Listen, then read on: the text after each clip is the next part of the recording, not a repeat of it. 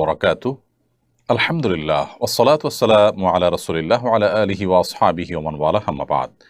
সুপ্রিয় দর্শক শ্রোতা ভাই বোন, দেশ কিংবা প্রবাস যে যেখান থেকে দেখছেন, আপনাদের সকলকে সাদর আমন্ত্রণ জানাচ্ছি আস-সুন্নাহ ফাউন্ডেশনের স্টুডিও থেকে। আপনারা দেখছেন আস-সুন্নাহ ফাউন্ডেশন আয়োজিত সাপ্তাহিক সরাসরি প্রশ্ন উত্তরমূলক অনুষ্ঠান শরীআই সমাধানের 234তম পর্ব। প্রিয় দর্শক, গেল কয়েক সপ্তাহ দেশের বিবাদমান পরিস্থিতির কারণে আমরা লাইভে সংযুক্ত হতে পারিনি। লাইভে সংযুক্ত হওয়ার মতো ব্যবস্থা ছিল না, নেট কানেকশন ছিল না, নানান জটিলতার কারণে বিগত 3-4টি সপ্তাহ আমরা আপনাদের সাথে ডিসকানেক্টেড ছিলাম এবং অনেক দিন পর আমরা আজকে লাইভ অনুষ্ঠানে আসলাম। আল্লাহ রাব্বুল আলামিন যে আবারও আমাদেরকে সুচারুরূপে যথাযথভাবে লাইভ অনুষ্ঠানে সংযুক্ত হওয়ার তৌফিক দান করেছেন, সেজন্য আল্লাহর কাছে আমরা শুকরিয়া আদায় করছি অন্তঃস্থল থেকে আলহামদুলিল্লাহ। প্রিয় দর্শক, আমাদের এর আগে অন্য কোনো সময় এই লাইভ অনুষ্ঠান শুরু হয়েছে, আজকে প্রায় 3.5 বছর হতে চলেছে। এই পুরো সময়ের মধ্যে 3.5 থেকে 4 বছরের পড়তে যাবে। এত দীর্ঘ সময়ের মধ্যে এইরকম বড় গ্যাপ কখনো তৈরি হয়েছে বলে আমার মনে হয়নি।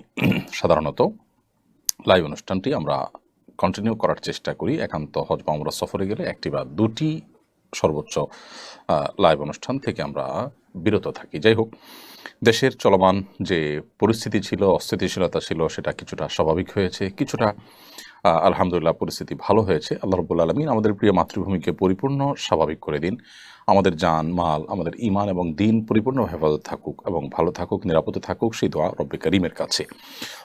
চলুন আমরা তাহলে আপনাদের করা প্রশ্নগুলোর উত্তরে প্রবেশ করতে চাই। অনেক প্রশ্ন ইতিমধ্যে আমাদের কাছে এসেছে। আমরা যে প্রশ্নগুলো দেখতে পাচ্ছি এর মধ্যে একজন লিখেছেন, শিগগিরই ওমরা সফরে যাচ্ছে ইনশাআল্লাহ। ওমরা করার সময় বিভিন্ন জায়গায় যেসব দোয়া আছে সেগুলো পড়া কি বাধ্যতামূলক? না পড়লে কি ওমরা হবে না? আমি সাধারণ মানুষ, দোয়া মনে রাখতে পারছি না। ওমরায় এমন কোনো দোয়া নেই যে দোয়া না পড়লে বা উচ্চারণ না করলে মুখে ওমরা হবেই না। আপনি এহরামের কাপড় পরার পর লব্বাইকা ওমরাতান, আল্লাহ আমি ওমরার জন্য হাজিরা দিচ্ছি, আল্লাহ আপনি এটাকে কবুল করে নিন, এটাকে সহজ করে দিন, এই মর্মে মুখে উচ্চারণ করা সুন্নাত। কিন্তু যদি কেউ এটা না করেন, কিন্তু তার মনে ঠিকই নিয়ত করেছেন হ্যাঁ এখন থেকে তিনি ওমরা করছেন, যথেষ্ট। ঠিক একইভাবে আরও যে সমস্ত দোয়াগুলো আছে, যেমন তওয়াফরত অবস্থাতে রুকনি ইয়ামানি এবং হাজরে আসওয়াদ পাথর, এই দুইটার মধ্যবর্তী জায়গায় রব্বানা আতিনা ফিদ দুনিয়া এই দোয়াটি পড়ার কথা আছে। এর বাইরে সাফা মারওয়াত, ওখানে নির্দিষ্ট দোয়া আছে। এই দোয়াগুলো পড়া সুন্নাহ, কিন্তু কোনো কারণে কেউ যদি পড়তে না পারেন বা কোনোটা মিস হয়ে যায়, তার ওমরা হয়ে যাবে। ওমরার যে স্ট্রাকচার সেটাতে কোনো ত্রুটি থাকবে না। তবে এটা ঠিক যে একটা সুন্নাহ আদায় করতে না পারার কারণে এক ধরনের ত্রুটি থাকলো। আর আপনি ওমরাতে যে সমস্ত দোয়াগুলো পাঠ করবেন সেগুলো বই দেখে পাঠ করতে পারেন। আপনার যদি মুখস্থ থাকতে অসুবিধা হয় তাহলে সেক্ষেত্রে বই দেখে পাঠ করতেও কোনো সমস্যা নেই। আমাদের একটি ছোট বই আছে, আপনি কিভাবে ওমরা করবেন, সেখানে সংশ্লিষ্ট সমস্ত দোয়াগুলো যথাযথভাবে আমরা দেওয়ার চেষ্টা করেছি। সেই বইটি আপনি সংগ্রহ করতে পারবেন। রাজনৈতিক সংকটকালে দেশের সংখ্যালঘুদের উপর হামলা করা হয়, সংখ্যালঘুদের নিরাপত্তার বিষয়ে ইসলাম কি বলে? সংখ্যালঘুদের ব্যাপারে ইসলাম অত্যন্ত শক্তভাবে আমাদেরকে সতর্ক করেছে।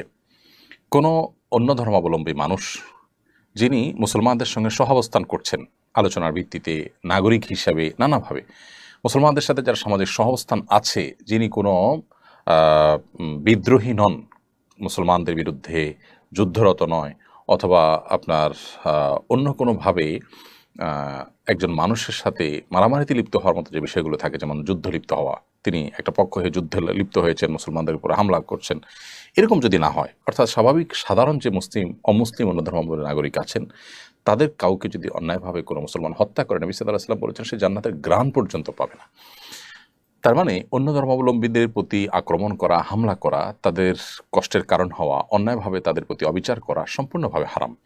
আল্লাহ রাব্বুল আলামিন মানুষ তো বটে, অন্য ধর্মাবলম্বী তিনি তো মানুষ, দিন শেষে তিনি তো আমার মানুষ হিসাবে আমার ভাই, আদম আলাইহিস সালামের সন্তান হিসাবে আমরা ভাই। আল্লাহ তাআলা কোরআন কারিমে বলেছেন যে ওয়াজকুর আখা আদ, আদের যে ভাই তাদের কথা তোমরা স্মরণ করো। এখানে নবী সাল্লাল্লাহু আলাইহি ওয়াসাল্লাম, আল্লাহ নবী অস্বীকারী যে আদ জাতি, তারা যে নবীর হুদ আলাইহিস সালামের অস্বীকারী ছিল, তাদেরকে কিন্তু ভাই হিসাবে আদ জাতির ভাই বলেছেন আল্লাহ তাআলা হুদ আলাইহিস সালামকে। তার মানে অন্য ধর্মাবলম্বী হলেও মানুষ হিসাবে এক ধরনের ভ্রাতৃত্ব আমাদের মধ্যে আছে, যদিও ইমানি ভ্রাতৃত্ব ভিন্ন জিনিস। যাই হোক, তো এখানে অন্য ধর্মাবলম্বী মানুষ হলে তাদের প্রতি জুলুম তো পরের কথা, অন্যান্য প্রাণীর প্রতিও তো জুলুম করা যায় না ইসলামে। বিধায় সংখ্যালঘুরা যাতে মুসলমানদের কাছে নিরাপদে থাকে, তাতে ইসলামের সৌন্দর্য ফুটে ওঠে, এবং এটি মুসলমানদের ইমানি দায়িত্ব যে মুসলমানরা কারোর কষ্টের কারণ হবে না। অতএব রাজনৈতিক সংকটকালে অনেকে সুবিধা হাসিলের জন্য ইচ্ছাকৃতভাবে প্ল্যান মাফিক তাদের উপরে হামলা করে থাকে, সে ব্যাপারে তাদেরকেও সতর্ক থাকতে হবে, সজাগ থাকতে হবে। উদুরপিণ্ডি বুদুর ঘাড়ে যেন চাপানো না হয় সেটি খেয়াল রাখতে হবে। সেই সাথে আমাদেরও সর্বস্তরের মুসলমানদের দায়িত্বের মধ্যে পড়ে যে আমরা তাদের নিরাপত্তার বিষয়টিকে খুব গুরুত্বের সাথে দেখব, বিশেষ করে এই জাতীয় পরিস্থিতিতে নিজেরা প্রোয়েক্টিভ হয়ে যাতে কেউ কোনো অন্য ধর্মাবলম্বী মানুষের উপরে আক্রমণ করতে না পারে। সুযোগ সন্ধানে কিছু অসৎ মানুষ আছে যারা এই জাতীয় পরিস্থিতিতে দুর্বল মানুষদের উপরে আঘাত করে তারা লুটপাট চালায় থাকে। এই সমস্ত মানুষগুলোর বিরুদ্ধে সামাজিক গণ আন্দোলন গড়ে তুলতে হবে, সবাই সম্মিলিত প্রচেষ্টা করতে হবে। মসজিদগুলোর দায়িত্ব এবং রোল এখানে অনেক বেশি। আলহামদুলিল্লাহ, বাংলাদেশের যে সহাবস্থান অন্য ধর্মাবলম্বী মানুষের প্রতি, বিশেষ করে সংখ্যালঘুরা এই দেশে আলহামদুলিল্লাহ তাদের পরে দেশের সাধারণ মানুষ, বেশিরভাগ মানুষ, কিছু খারাপ মানুষ তো সব সমাজে থাকে, বেশিরভাগ মানুষ যতটা আন্তরিক, আমাদের আশেপাশে অন্যান্য দেশগুলোতে অন্য ধর্মাবলম্বী অর্থাৎ সংখ্যালঘুদের প্রতি সেখানকার যে সংখ্যাগরিষ্ঠরা আছে তারা এতটা মোটে আন্তরিক নয়। সেখানে সংখ্যালঘুরা বেশিরভাগ ক্ষেত্রে ভালো নাই, কঠিন এবং ভয়াবহ দাঙ্গা হয়েছে। বাংলাদেশের ইতিহাসে কখনো ওই রকম উল্লেখযোগ্য দাঙ্গা যে শত শত মানুষের প্রাণহানি হয়েছে এরকম কখনোই কিন্তু ঘটেনি। সো এই বিষয়গুলোতে আমাদের সর্বোচ্চ দায়িত্বশীল ভূমিকা রাখতে হবে। নতুন দিনের সরকার কেমন দেখতে চান? আপনার প্রত্যাশা কি? নতুন দিনের নতুন সরকারের কাছে সবারই অনেক বেশি প্রত্যাশা। দোয়া করি আল্লাহ তাআলা তাদেরকে সেই প্রত্যাশা পূরণ করার তৌফিক দান করুন। আমি একটি কথা প্রায় বলি যে এই দেশের মানুষের যে প্রত্যাশা সেটা আসলে অনেক বেশি কিছু না। মানুষ চায় সুস্থ স্বাভাবিকভাবে সমাজে বসবাস করতে, জীবন নিরাপত্তা, তাদের সম্পদের নিরাপত্তা এবং দুর্নীতিমুক্ত একটি সমাজ। এই বিষয়গুলো যদি মোটামুটি এনশিওর করা যায় তাহলে সেক্ষেত্রে খুব বেশি আর প্রত্যাশার জায়গা মানুষের থাকে না। তারপর আমি পয়েন্ট আকারে কয়েকটি আমার ব্যক্তিগত অপিনিয়ন থেকে আমি কিছু প্রত্যাশার কথা উল্লেখ করতে চাই। প্রথমত, সংখ্যালঘুদের নিরাপত্তার পাশাপাশি সংখ্যাগরিষ্ঠ মানুষের চিন্তা, বিশ্বাস এবং চেতনা এগুলো যেন নতুন সরকারের দায়িত্বশীলদের কথা এবং কাজে প্রতিফলিত হয়। আমরা বিগত দিনে দেখেছি যে সংখ্যাগরিষ্ঠ মুসলমানদের বা এদেশের সকল ধর্মের মানুষের ধার্মিকদের চিন্তাদের, ধরো সব মানুষই প্রায় ধার্মিক, এদেশের এটা ধার্মিকদের দেশ, ধার্মিকদের ভূমি এটা। সো এদেশের মানুষের চিন্তাধারার পরিপন্থী বিষয় শিক্ষা কারিকুলামে নানাভাবে পুশ করার অপচেষ্টা করা হয়েছে।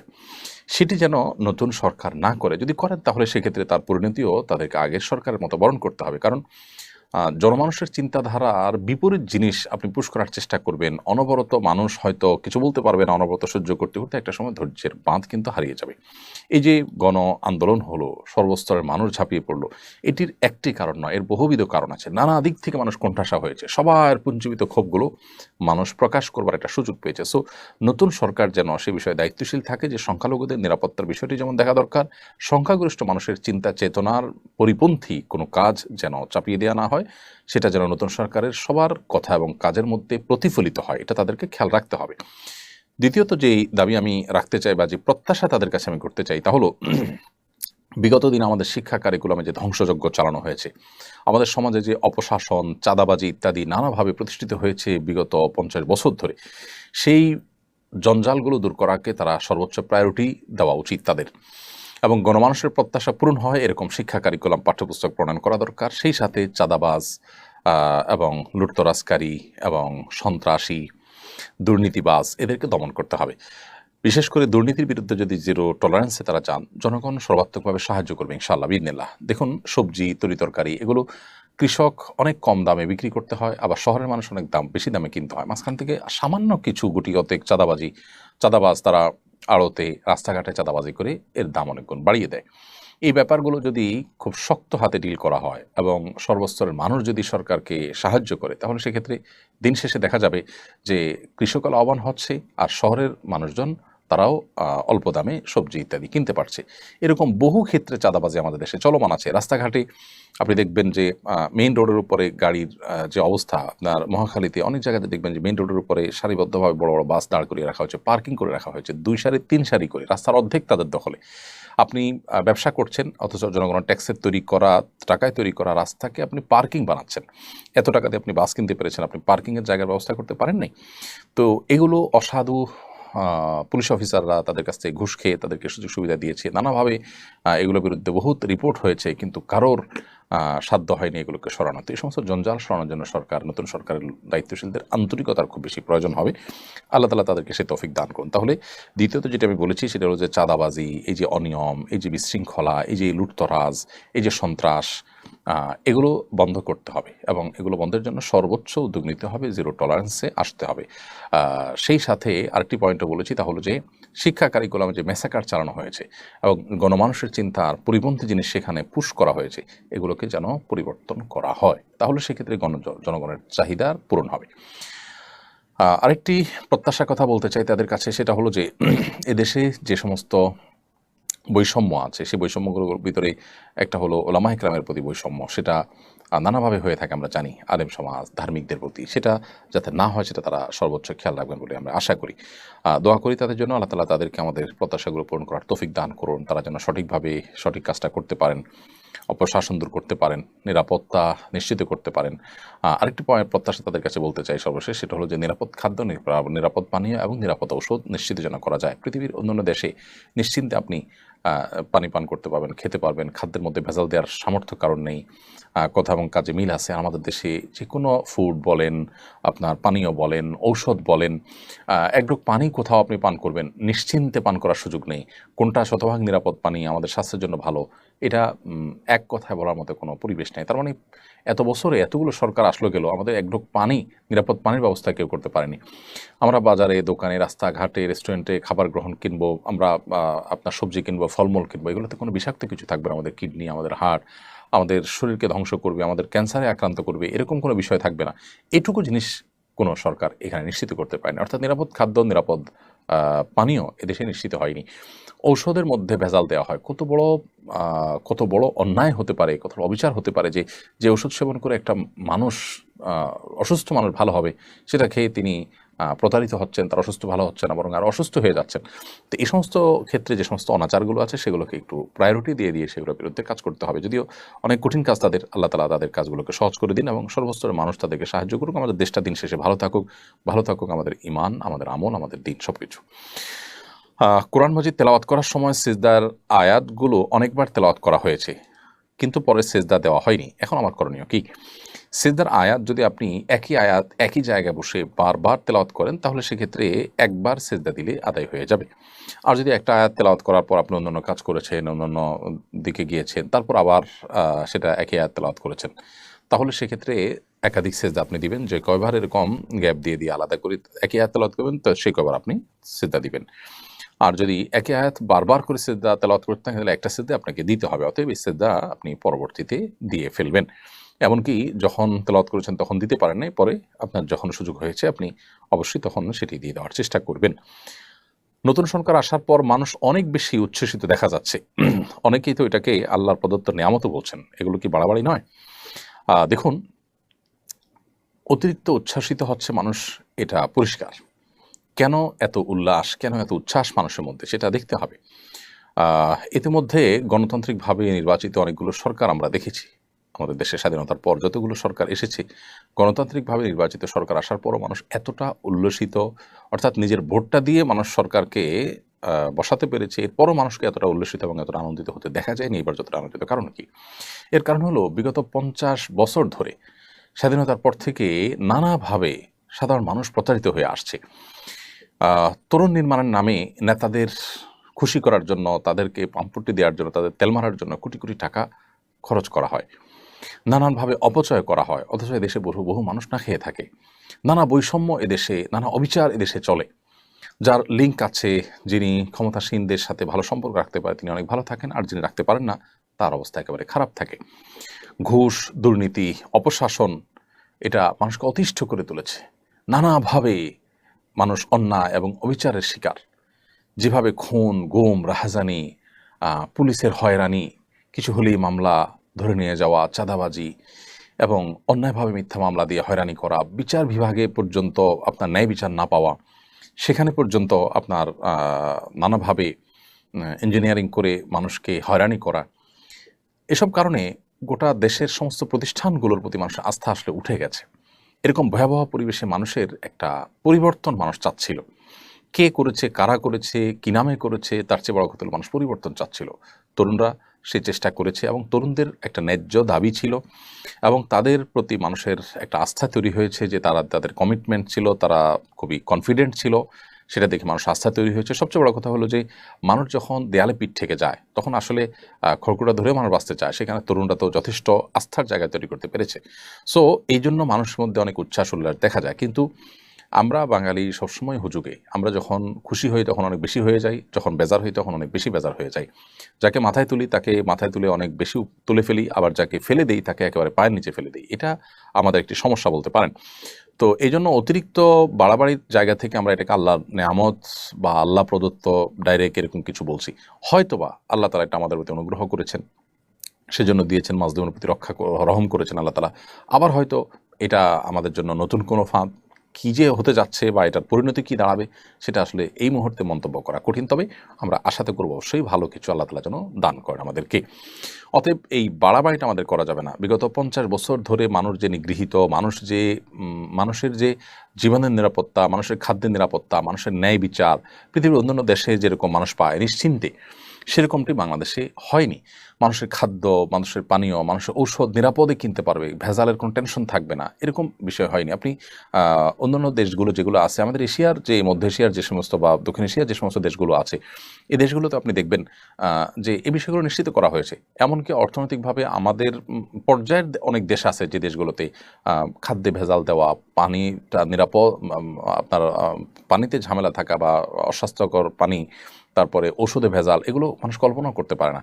ন্যায় বিচার সেখানে আছে, প্রতিষ্ঠা করা হয়েছে। আমাদের এই দেশটিকে নানাভাবে নিজেদের স্বার্থের জন্য প্রতিষ্ঠানগুলো ধ্বংস করে এমনভাবে শেষ করা হয়েছে যে মানুষ আসলে আল্লাহর কাছে ফরিয়াদ করছে রীতিমতো। সো এই নতুন যে সরকার আসলো, এ আসার পর মানুষের প্রত্যাশাও সেজন্য অনেক বেড়েছে, মানুষের উল্লাস অনেক বেশি। তবে উল্লাস না করে আল্লাহর কাছে শুকর আদায় করা উচিত। আমাদের অহংকার করা উচিত নয়। কারণ অহংকারকে আল্লাহ তাআলা একেবারেই পছন্দ করেন না। অহংকার পরিণাম ভালো হয় না। আমরা বিগত সরকারের অহংকারের পরিণতি আমরা দেখেছি। সো অহংকার যেন আমাদের মধ্যে না আসে। সাধারণ মানুষ এবং যারা ক্ষমতায় এসেছেন তাদের সবাইকে বিনয়ী হতে হবে, আল্লাহ শুকরিয়া আদায় করতে হবে, আল্লাহমুখী হতে হবে। আল্লাহ আমাদেরকে সেই তৌফিক দান করুন। চলমান বৈষম্য বিরোধী আন্দোলনে যে সমস্ত তরুণরা সফলতা অর্জন করেছেন তাদের অনেককে সোশ্যাল মিডিয়াতে বলতে দেখা যায় যে তরুণরা নাকি কিছুই করতে পারবে না, তরুণরা করে দেখিয়েছে, ইত্যাদি ইত্যাদি। এ জাতীয় কথা কি অহংকারের মধ্যে পড়ে? দেখুন, সোশ্যাল মিডিয়াতে অনেক তরুণই আছেন যারা সদ্য সমাপ্ত যে আন্দোলন, বৈষম্যবিরোধী আন্দোলন, সেটিতে তাদের যে সাফল্য সেটার কারণে তারা এমন এমন কথা বলে যেটা আসলে একজন মুসলমানের জন্য মানানসই নয়। আমরা করে দেখিয়েছি, তরুণরা দেখিয়ে ছেড়েছে, হান করেছে, ত্যান করেছে ইত্যাদি। অহংকারকে আল্লাহ তাআলা একেবারেই পছন্দ করেন না। মানুষ দম্ভ করলে, অহংকার করলে সেটাকে আল্লাহ চূর্ণ বিচূর্ণ করে দেন। পৃথিবীর বহু শক্তি পরাশক্তিকে আল্লাহ তাআলা দম্ভচূর্ণ করে দিয়েছেন।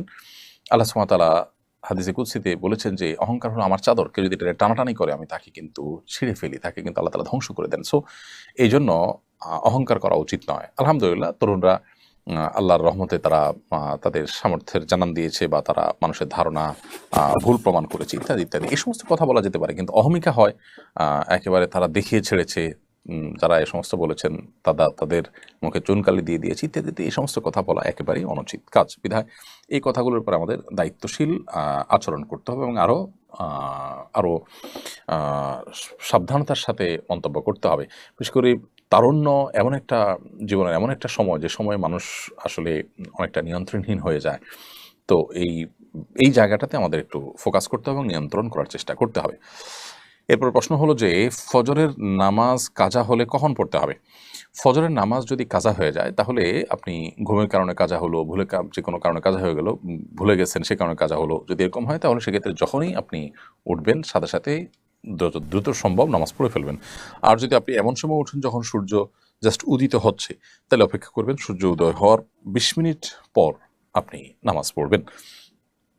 আর যদি এর পরে হয় তাহলে যে কোনো সময়, সকাল ৭টা, ৮টা, ৯টা, ১০টা যখনই হয়, আবার ঠিক দ্বিপ্রহরের আগ পর্যন্ত যদি সময় থাকে, যখনই হয় তখনই আপনি নামাজ পড়বেন।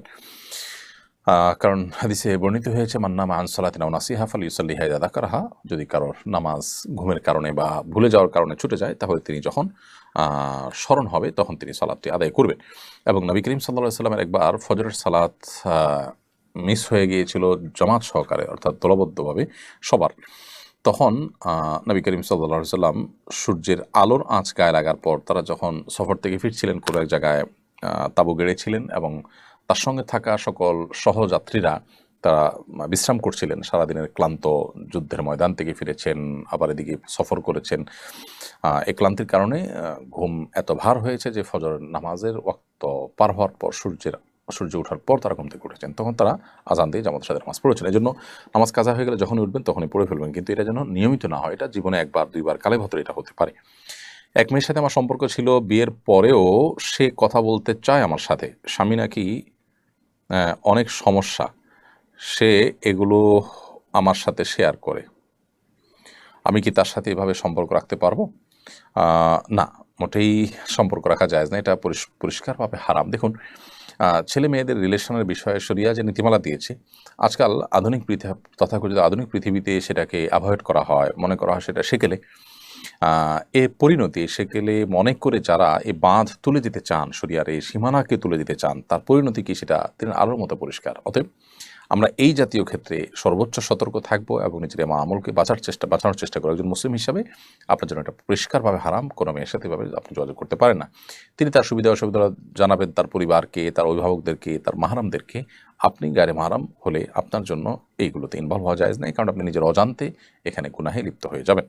গুনাহে লিপ্ত হওয়া বলতে সরাসরি জেনা লিপ্ত হওয়া জরুরি না, মানুষ মনে মনে যদি কল্পনার জেনা লিপ্ত হয় সেটা এক প্রকার জেনা। তাছাড়া আপনি তৃতীয় পক্ষ হিসাবে আপনি ইন্টারফেয়ার করার কারণে তাদের মধ্যে দূরত্ব আরও বাড়তে পারে, কারণ আপনি এখানে ডিটেল জানার বিধায় সবচেয়ে ভালো হয় তিনি তার মাহরামদের সাথে যোগাযোগ করবেন, তাদের মাধ্যমে সমাধান করবেন, আপনি এটাকে অ্যাভয়েড করবেন। এরপর প্রশ্ন হলো, সুন্নত রোজাগুলোর সাথে কি কাফারা রোজা রাখা যাবে? সুন্নত রোজা এবং কাফারা রোজাকে একই নিয়তে আদায় করতে পারবেন না। আপনি কসমের কাফারা বা এই জাতীয় কোনো কাফারা বা ওয়াজিব রোজাকে সুন্নত বা নফল রোজার সাথে এক রোজাতে দুইটা নিয়ত করলেন, দুইটাকে ইনক্লুড করলেন, এটা জায়েজ হবে না। দুইটা সুন্নত বা দুইটা নফল নিয়তকে একসাথে ইনক্লুড আপনি করতে পারেন। সরকারি সম্পদ তো এক অর্থে জনগণের সম্পদ, সেই হিসাবে কোনো সরকারি সম্পদ নিজের ঘরে এনে রাখা যাবে কিনা? অবশ্যই না, কারণ জনগণের সর্বস্তরের জনগণের ট্যাক্সের টাকায় কেনা সরকারি সম্পদের দেশের সব মানুষেরই অধিকার রয়েছে, বিধায় এটার একটা জিনিস আমি ঘরে নিয়ে আসলাম, এটা আমার জন্য জায়েজ হবে না। এটা যদি কৌতূহলবশত বা কোনো কারণে মানুষ এনেও থাকে তাহলে সেটা ফেরত দিতে হবে, কারণ এটাতে সারা দেশের সমস্ত মানুষের হক বা অধিকার রয়েছে। একজন দায়িত্বশীল মানুষ আল্লাহর সামনে দাঁড়াতে হবে, জীবনের প্রতিটা উপার্জনের হিসাব দিতে হবে, এরকম বিশ্বাসী মানুষ, একজন ইমানদার, তিনি কখনো এটি করতে পারেন না। আমি অন্যের নিয়তে কিছু কোরবানি মাংস রেখেছিলাম, এখন এটা আমি খেতে পারবো কিনা? কাউকে দিবেন এটা মনে মনে নিয়ত করেছেন, তো মনে মনে কোনো ভালো কাজ করার নিয়ত করলে এটা চেঞ্জ করা যায়। মানুষের নিয়ত এমন না যে এটা চেঞ্জেবল না। সো আপনি এখন সেটা নিয়ত পরিবর্তন করলেন, করে আপনি এখন খেতে চাচ্ছেন, খেতে পারেন, কোনো অসুবিধা নেই, এটা আপনার জন্য জায়েজ আছে। চলমান পরিবর্তনকে সবাই অবিশ্বাস্য বলছেন, এত সহজে এই পরিবর্তনের রহস্য কি বলে মনে করেন? দেখুন, আল্লাহ রাব্বুল আলামিন কোরআন কারীমে বলেছেন যে কুলিল্লাহুম্মা মালিকাল মুলক তুতিল মুলকা মান তাশা ওয়া তানজিউল মুলকা মিম্মান তাশা। আল্লাহ রাব্বুল আলামিন সকল রাজত্বের মালিক, তিনি যাকে ইচ্ছা তাকে রাজত্ব দেন, যার কাছ থেকে ইচ্ছা রাজত্ব ছিনিয়ে নেন। এবং এই যে হঠাৎ কিছু একটা ঘটে যেতে পারে, যিনি অসীম ক্ষমতাধর মনে করছেন নিজেকে, মুহূর্তের ভিতরে আল্লাহ তাআলা তাকে ভিখারি বানিয়ে দিতে পারেন। আবার একজন ভিখারি সাধারণ মানুষটাকে আল্লাহ তাআলা ক্ষমতার মসনদে বসিয়ে দিতে পারেন। আল্লাহ রাব্বুল আলামিনের এই সক্ষমতা, আল্লাহ তাআলার এই মহান অসীম কুদরতের কথা কোরআনে আল্লাহ তাআলা পরিষ্কারভাবে বলেছেন। কোরআনে কিছু কিছু আয়াত আছে যেগুলো সময়ে সময়ে এগুলোর প্রাসঙ্গিকতা এতটাই তরতাজা হয়ে ওঠে আমাদের কাছে, মনে হয় যে এই প্রসঙ্গে বোধহয় আয়াত নাজিল হয়েছে। দেখুন, আল্লাহ বলেছেন কুলিল্লাহুম্মা মালিকাল মুলক, হে রাসূল আপনি বলে দিন, বা হে রাসূল আপনি বলুন যে হে আল্লাহ, আপনি মালিকাল মুলক, আপনি সকল রাজত্বের মালিক, সকল ক্ষমতার মালিক আপনি। তুতিল মুলকা মান তাশা, আপনি যাকে ইচ্ছা তাকে রাজত্ব দেন, ওয়া তানজিউল মুলকা মিম্মান তাশা, যাকে ইচ্ছা তার কাছ থেকে রাজত্ব ছিনিয়ে নেন। দেখুন, এত দ্রুত পরিবর্তন হয়ে যাবে এটা কেউই কল্পনা করেনি, কোনো পক্ষ কল্পনা, দেশের কোনো মানুষ কল্পনা করেনি। মানুষের কল্পনাতীত বিষয় ঘটিয়ে আল্লাহ রাব্বুল আলামিন মূলত মানুষের সকল প্রেডিকশন, মানুষের সকল ধারণা সব কিছুকে ভুল প্রমাণ করে দেন। আল্লাহ সুবহানাহু ওয়া তাআলার হাতেই যে সব কিছু, এটি এই সমস্ত ঘটনার মধ্য দিয়ে প্রকাশ হয়, প্রমাণ হয়। অতএব একজন মানুষ তিনি তার ক্ষমতা, তার জীবন, তার যৌবন, তার সম্পদ এগুলো পেয়ে অহমিকা করবেন না, অহংকার করবেন না, অহমিকা প্রদর্শন করবেন না, কারণ যে কোনো মুহূর্তে সেগুলো আল্লাহ তাআলা ছিনিয়ে নিতে পারেন। আবার অন্য কারো সেগুলো না থাকার কারণে তাকে তাচ্ছিল্যও করবেন না, কারণ যে কোনো মুহূর্তে আল্লাহ তাকে দান করতে পারেন। এই শিক্ষাটা যদি আমাদের জীবনে ধারণ করতে পারতাম, তাহলে আমাদের জীবনটা অনেক সুন্দর হয়ে যেত, আমরা আল্লাহর খাস বান্দা হয়ে যেতে পারতাম। সেই সাথে এই যে হঠাৎ পরিবর্তন হয়ে গেল, রহস্য কি? রহস্য মূলত এটাই যে আল্লাহ যখন ইচ্ছা তখন পরিবর্তন করেন। আমরা দেখি না যে অনেক মানুষ সুস্থ সবল স্বাভাবিক কোনো অসুবিধা নেই, হঠাৎ করে মারা গেলেন, আবার একেবারেই মরণাপন্ন একটা মানুষ বেঁচে গেলেন। তো এখানে আসলে কোনো বৈজ্ঞানিক ব্যাখ্যা কাজ করে না। মূলত আল্লাহ রাব্বুল আলামিন যে সব কিছুর ক্ষমতা তার হাতে, তিনি যে সব কিছু নিয়ন্ত্রণ করেন, এটার প্রমাণ হলো এই সমস্ত ঘটনাবলী। পাশাপাশি জুলুমের পরিণাম অত্যন্ত ভয়াবহ। আল্লাহ তাআলা বলেছেন কোরআনে কারীমের মধ্যে যে লা তাহসাবান্নাল্লাহা গাফিলান আম্মা ইয়ামালুয যালিমুন, যারা জালিম তাদের ব্যাপারে আল্লাহ তাআলা গাফিল উদাসীন হয়ে আছে এমনটি তোমরা মনে করো না।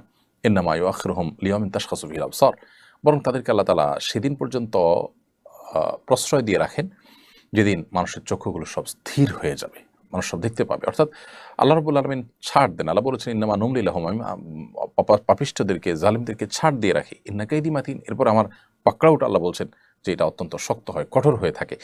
জুলুম যারা করে তাদেরকে আল্লাহ দুনিয়াতে পাকড়াও করে। দেখুন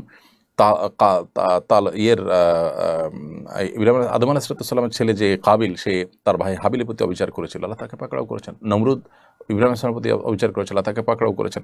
ফেরাউন মুসা আলাইহিসসালামের প্রতি অবিচার করেছিল, আল্লাহ তাকে পাকড়াও করেছেন।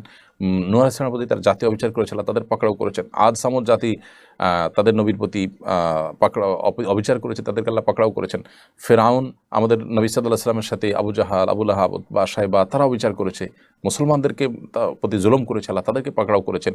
একসময় পৃথিবীর বড় বড় পরাশক্তিগুলো, আমরা জানি তাতারিরা, অনেকেই পৃথিবীতে একেবারে নিজেদেরকে অপরাজেয় শক্তি মনে করেছে, আল্লাহ তাআলা তাদের সবার দম্ভচূর্ণ করেছেন। সো জুলুমের পরিণতি অত্যন্ত পরিষ্কার। যারা জুলুম করে দুনিয়াতে কিছু অপরাধের শাস্তি নগদ দিয়ে থাকেন, জুলুম যারা করে তাদের এই জুলুমের শাস্তিও আল্লাহ তাআলা নগদ দিয়ে থাকেন। এটা এমন একটা শাস্তি যে নবী সাল্লাল্লাহু আলাইহি ওয়াসাল্লাম হাদিসে বলা হয়েছে যে আখিরাতের শাস্তির পাশাপাশি নগদ দুনিয়াতে পরিণতি ভোগ করান সেই অপরাধগুলোর মধ্যে একটা হলো জুলুম। অতএব আমাদের ব্যক্তিগত পর্যায়ে আমরা যেন কারোর প্রতি জুলুম না করি, কোনোভাবে অবিচার না করি, কারো হক নষ্ট না করি। এই যে হঠাৎ করে পরিবর্তন আল্লাহর কুদরতের প্রকাশ এবং জুলুমের পরিণতি ভাবেই আকস্মিকভাবে চলে আসে। কারণ বিভিন্নভাবে আল্লাহ তাআলা বলেছেন যে তারা কি নিশ্চিন্ত হয়ে গেল যে হঠাৎ করে আল্লাহর আযাব তাদেরকে পাকড়াও করবে, আল্লাহর পাকড়াও এসে যাবে হঠাৎ করে, এই ব্যাপার মানুষ নিশ্চিন্ত হয়ে গেছে। পরিস্থিতি যেটা তৈরি হয়েছে সম্পূর্ণ আল্লাহ তাআলার ফায়সালা এখানে ছিল, আল্লাহ তাআলার সিদ্ধান্ত এখানে ছিল। অতএব সেই অনুপাতেই সব কিছু হয়েছে। একজন ইমানদারের এখান থেকে শিক্ষা গ্রহণ করার এবং সেখান থেকে নিজের ইমানকে বৃদ্ধি করবার যথেষ্ট উপাদান রয়েছে। বৃষ্টি হলে ঢাকায় জলাবদ্ধতার সৃষ্টি হয়, এতে মানুষের ব্যাপক ভোগান্তি হয়। জলাবদ্ধতা রোধে নাগরিক হিসাবে আমাদের করণীয় এবং সরকার করণীয় কি? যখনই বৃষ্টি বাদল হয়, এরকম জলাবদ্ধতা তৈরি হয়, আমরা নানা সময় নানা কথা বলেছি, কদিন আগেও এরকমটি হয়েছে। সো এরকম পরিস্থিতিতে একজন মানুষ হিসাবে আমরা জলাবদ্ধতা যেন না হয়, সবাই দায়িত্বশীল হতে হবে। আমাদের দেশে সবাই আমরা সরকারের পরিবর্তন চাই, রাষ্ট্রের নীতির পরিবর্তন চাই, আমরা নিজেরা পরিবর্তন নিজেদেরকে করতে চাই না। আমরা রাস্তাঘাটে জিনিসপত্র ফেলে দিই, আমরা আবর্জনা ফেলি, জলাবদ্ধতা তৈরি হওয়ার মতো কাজ করি, আমরা নিয়মকানুন মানি না। অতএব সেটি হলো এর কারণ। বিধায় আমাদেরকে সেই জায়গাগুলোতে ফোকাস করতে হবে। সে সাথে যারা দায়িত্বশীল আছেন তারাও জনগণের এই সুবিধাটা যেন সর্বোচ্চভাবে নিশ্চিত করা যায় সেটা তাদেরকে খেয়াল করতে হবে। উভয়ের প্রচেষ্টার মাধ্যমেই এই সমস্যার সমাধান সম্ভব। হাই কমোড ব্যবহার করার ক্ষেত্রে কমোডের উপরে নাপাকি যেমন পেশাব ইত্যাদি লেগে যদি শুকিয়ে যায়, কেউ যখন ব্যবহার করবে তা যদি না দেখতে পায় অবস্থায় ব্যবহার করলে নাপাকি লাগবে কিনা এবং নামাজ হবে কিনা। হাই কমোড ইত্যাদি ব্যবহার করার সময় যদি কমোডের উপরে যেখানে বসে সেই জায়গায় যদি পেশাব লেগে যদি শুকায় যায়, এভাবে শুকায় যায় যে আপনি ওখানে বসার পর আপনার শরীরের কোনো গন্ধ লাগে নাই বা আপনি গন্ধ অনুভব করেন নাই, তাহলে অসুবিধা নেই। আর যদি গন্ধ লাগে, আপনার শরীরে সেটার আলামত থাকে, তাহলে সেক্ষেত্রে সেটা আপনাকে ধুইতে হবে। এই জন্য ভালো হয় এই জায়গাগুলোকে খুব ফ্রেশ করে তারপরে বসা, যদি পাবলিক প্লেস হয়, এমনকি ঘরবাড়িতেও যদি থাকে সেগুলোকে পরিচ্ছন্ন করে রাখা।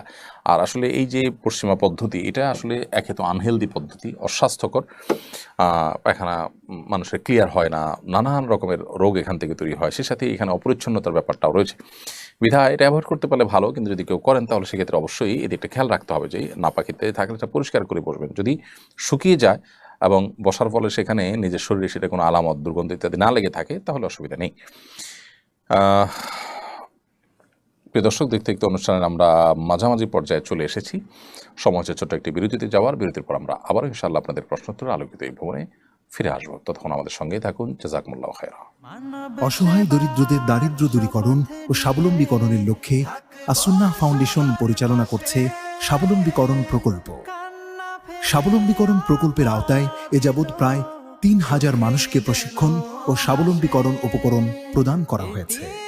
আপনার জাকাতের অর্থে স্বাবলম্বী হতে পারে অসহায় দরিদ্র মানুষ। আসুন্না ফাউন্ডেশনের জাকাত তহবিলে জাকাত পাঠাতে ভিজিট করুন www.asunnahfoundation.org/donate/জাকাত। প্রিয় দর্শক, বিরতির পর আবার আপনাদেরকে স্বাগতম লাইভ অনুষ্ঠানে। আমরা বিরতির আগে অনেকগুলো প্রশ্ন উত্তর দিয়েছি। এরপরে যে প্রশ্ন আমি দেখতে পাচ্ছি, ক্ষমতার পালাবদলে যে অস্থিরতা তৈরি হয়েছে তাতে দেশের অনেক জায়গায় লুটতরাজ চলছে। আপনাদের মতো আলেমগণ মানুষের অধিকারের বিষয়ে অনেক কথা বলেন, তারপরও মানুষের মধ্যে পরিবর্তন আসছে না। সুযোগ পেলেই তারা অন্যের ক্ষতি সাধন করছে। এর কারণ কি বলে মনে করেন? দেখুন, একটা সমাজের মূল স্রোতের বিপরীতে ওলামা ইকরাম চেষ্টা করে থাকেন। যখন সমাজটা সেকুলার সমাজ হয়, আমাদের অবস্থা অনেকটা সেই, অর্থাৎ গোটা দেশের সমস্ত প্রতিষ্ঠানগুলো মানুষকে ভোগবাদী করছে, মানুষের ভিতরে নীতিনৈতিকতা যাতে গেঁথে যেতে পারে তার জন্য সহায়ক ভূমিকা পালন করছে না।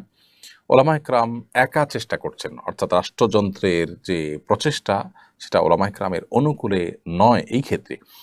তো যার কারণে আসলে এখানে যে খুব বেশি প্রভাব পড়ছে তা না, কিন্তু আবার একেবারে প্রভাব পড়ছে না তাও না। আমি একটা কথা প্রায়শ বলার চেষ্টা করি, এই দেশে তৃতীয় বিশ্বের যে অবস্থা থাকে, মানুষের মধ্যে অভাব অনটনের কারণে, নানা কারণে মানুষের নীতিনৈতিকতা, আদর্শ, ব্যক্তিগতভাবে মানুষের যে চরিত্র সেটাতে প্রচুর পরিমাণ অবনতি দেখা দেয়।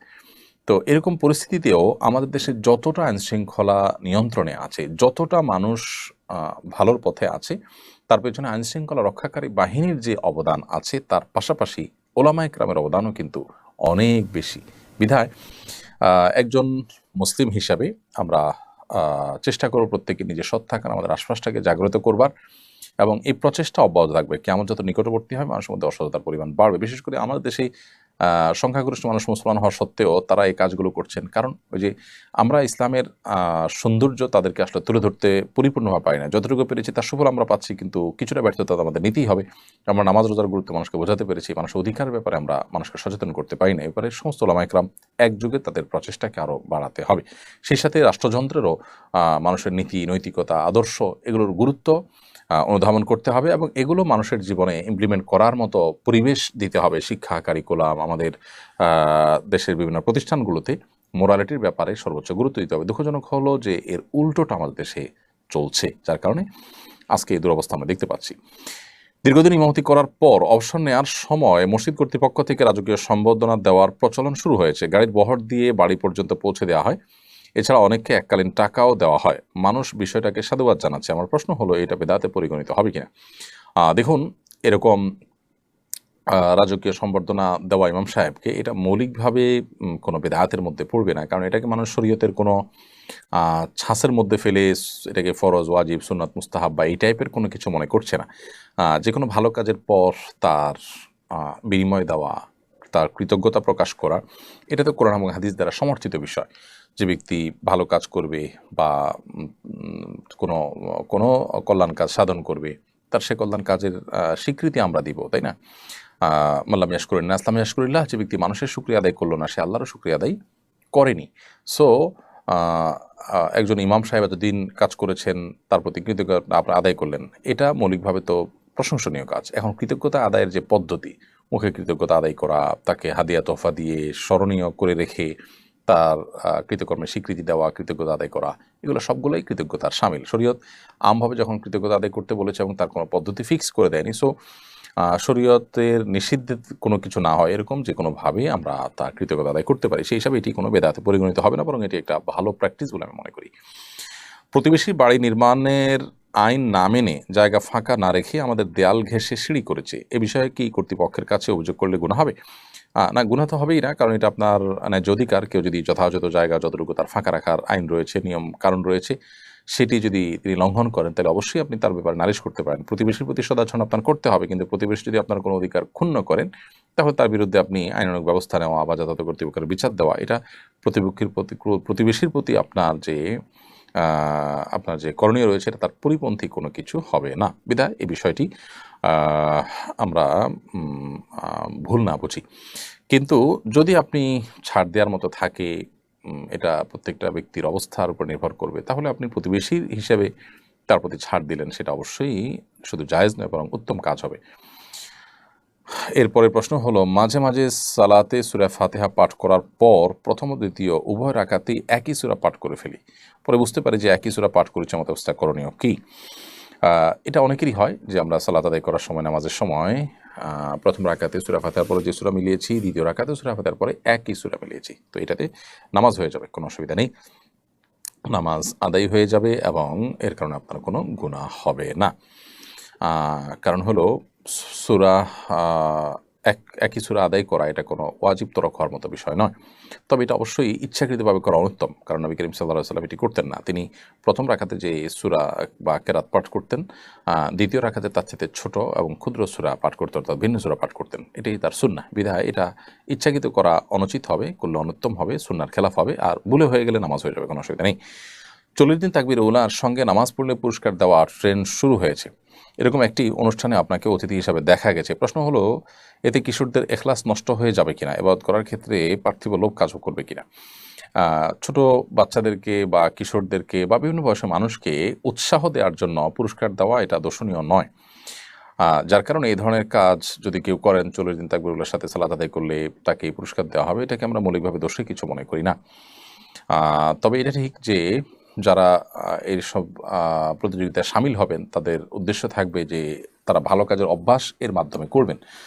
আল্লাহ তাআলা বলেছেন, ফাস্তাবিকুল খায়রাত, তোমরা ভালো কাজে একে অন্যের সাথে প্রতিযোগিতায় অবতীর্ণ হয়। এই যে প্রতিযোগিতা অবতীর্ণ হতে বলা হয়েছে, প্রতিযোগিতা অবতীর্ণ হলে সেটি দৃশ্যমান হতে পারে, দৃশ্যমান প্রতিযোগিতা হলে সেখানে এখলাস চলে যাওয়ার প্রসঙ্গ আসতে পারত, কিন্তু তারপর আল্লাহ তাআলা প্রতিযোগিতা অবতীর্ণ হতে বলেছেন। বিধায় মৌলিকভাবে প্রতিযোগিতা অবতীর্ণ হওয়া যেহেতু ভালো কিছু, বিধায় এটাকে আমরা খারাপ কিছু মনে করছি না। পাশাপাশি পুরস্কার দেওয়ার যে বিষয়টি বলেছেন, যে পুরস্কার দেওয়া এটা এটা উৎসাহ দেওয়ার জন্য, যে কোনো ভালো কাজের জন্য পুরস্কার দেওয়া যেতে পারে, উৎসাহ দেওয়া যেতে পারে, এবং এই মর্মে সাহাবীদের বহু আমল রয়েছে, বিধায় এটাকে আমরা কোনো বেদাত মনে করছি না, অথবা এটা এখলাস নষ্ট হবে নিশ্চিত এমনটি বলার কোনো কারণ নেই। তবে এটা ঠিক যে অনেকে আছেন যে এই টাকার জন্যই সেটি করবেন, তো তাহলে তার তো এখলাস নষ্ট হবে। কিন্তু এটা ঠিক যে এগুলোর মাধ্যমে মানুষের অভ্যাস পরিবর্তন হয় এবং একটা ভালো অভ্যাস মানুষের মধ্যে চালু হয়, সেই জন্য এই কাজগুলো করা, এবং সেটাকে আমরা দোষণীয় মনে করি না।